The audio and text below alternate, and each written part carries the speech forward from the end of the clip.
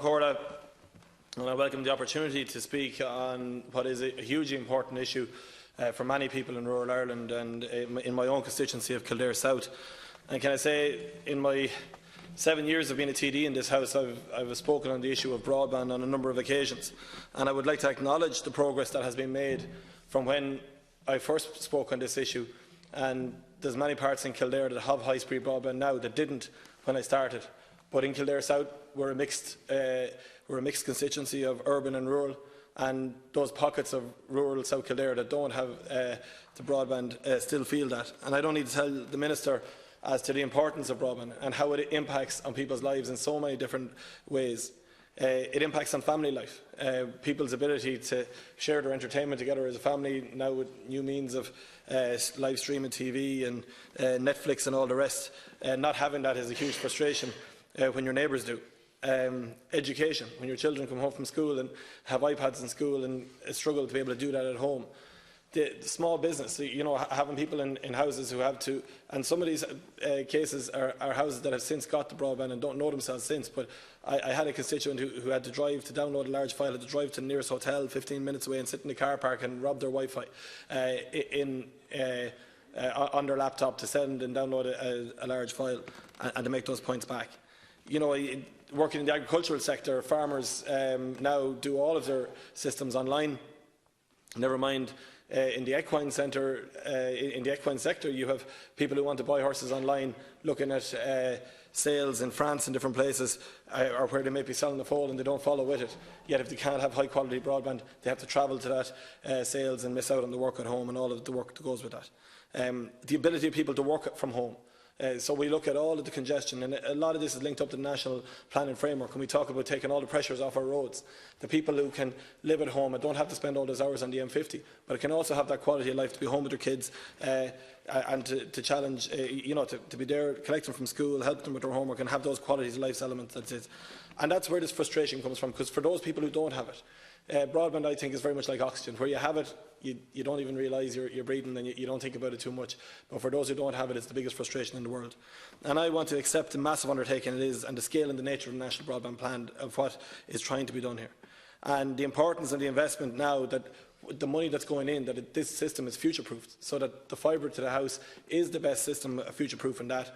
And while my own dwelling has wireless, and it does for now, I know the capabilities of what my household will need in years to come won't be met by that.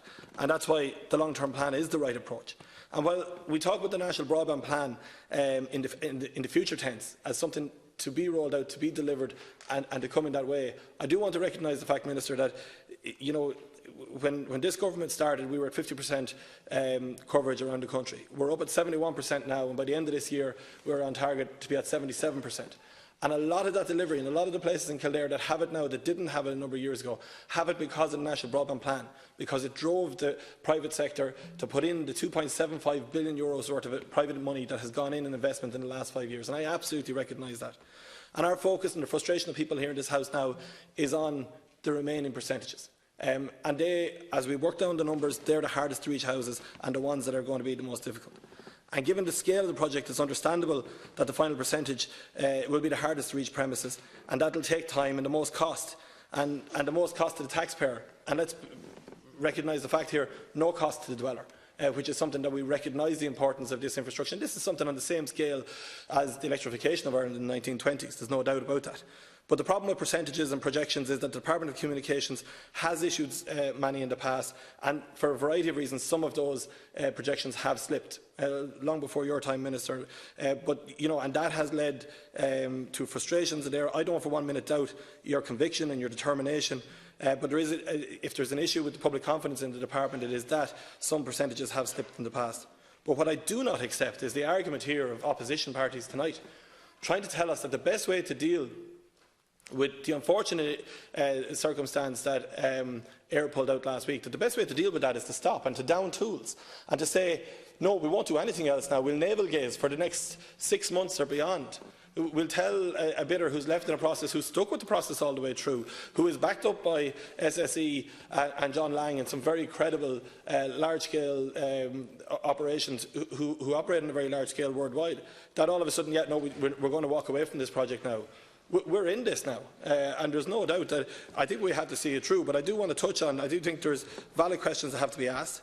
I agree with the amended motion, Minister, on the basis that, you know, if your department was to stop and review the process now, even leaving aside the inordinate delay it would bring, it would absolutely undermine the credibility of the process that we're in, and lead to a whole host of other problems. Martin, you can shake your head all you want, but that is actually absolutely the fact.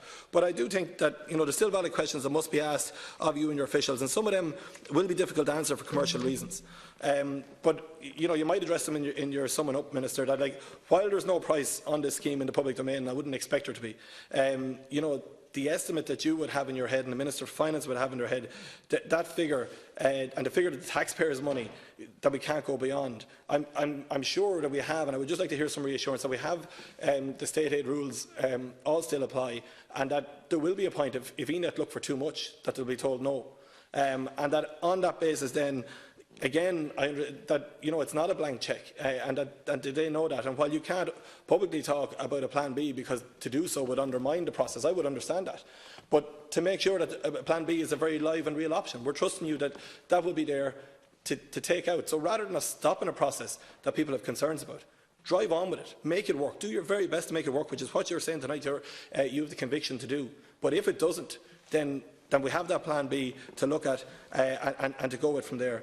Because, you know, we can't be held to ransom on this, and I think there's still a lot of cards left to play, and we have made huge progress in relation to that. The other point I want to make, Minister, is just the 300,000 houses that AIR committed to do.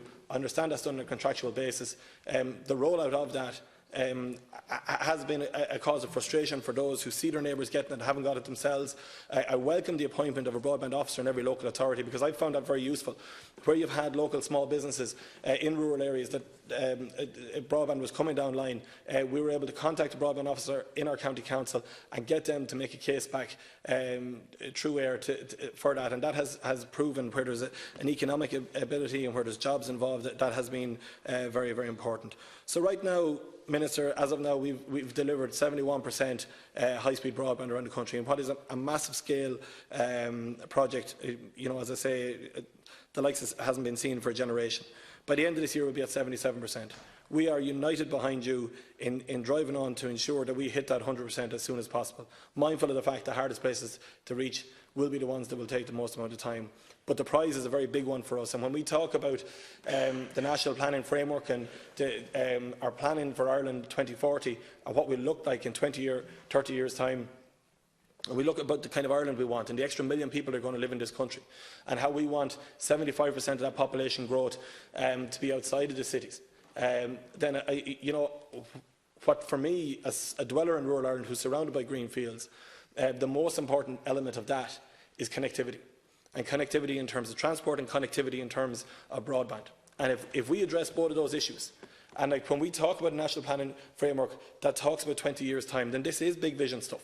And the frustrations of the couple of years slippage that we've had here on hitting the 100% target, you know, over a 10-20 year period will be looked back upon and will be seen that that's the scale of the project we had took on. But the big prize here is the quality of life, the real quality of jobs that I started out my contribution with here, on families, on small business, and all the knock-on impact that has then on the local community. That parents are home in the evening to bring their kids down to the GA club and to help out and volunteer, to go into the local shop and support that, and to be involved in the community and voluntary sector in a better way, because they can work at home and they can have that quality of life at home, and all of the different benefits that will bring to us, and the pressure will take off our cities and our larger areas, and to take away from the drudgery and commuting that doesn't need to happen on such a large scale if we have that plan. Connectivity is at the heart of all that. It's at the heart of everything we will talk about in the coming weeks.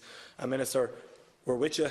We're completely committed to it, to seeing this delivery through, and we wish you very well in that endeavour. But I do push you to say, you know, you and your officials behind the scenes have that plan B. Don't let us be a hostage of fortune in the situation we're in. This isn't a situation that anybody wanted to be in, but I completely disagree with any suggestion that we walk away from that process and that we just throw it up in the air. Because, let's be honest, from a political perspective, if we were to do that, as soon as it would be done, the very same opposition parties that are asking for that will be attacking us, and it would be politically expedient for them.